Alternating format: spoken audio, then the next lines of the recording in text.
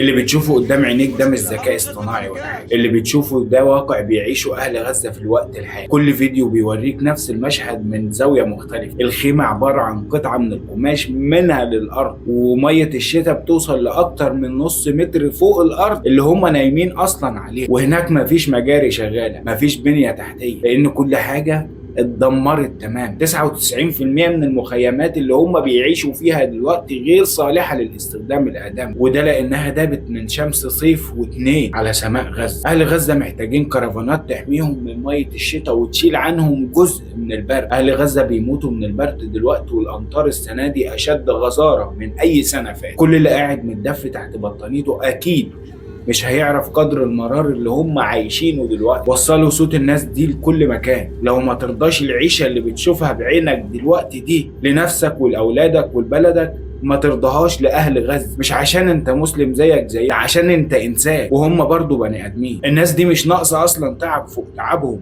مش ناقصة مرار فوق مرارهم. الناس دي محتاجة صوتها يوصل لكل مكان على الأرض، مش بس للوطن العربي. لعل وعسى يشوفها واحد عنده إنسانية وضمير ويقدر يغير بالفعل ويغير. وصلوا صوت الناس دي لكل مكان. وعشان الفيديو ما يتحجبش فعل الخمس حاجات اللي في الجنب: فولو ولايك وشير، واعمل حفظ للفيديو، وصلي على النبي كتير في الكومنتات، وادعوا لاخواتكم في غزة، وادعموهم في اي مكان تشوفوهم، في فيديوهات، في تبرعات، في اي حاجه رايحه لغزه ما تفوتوهاش.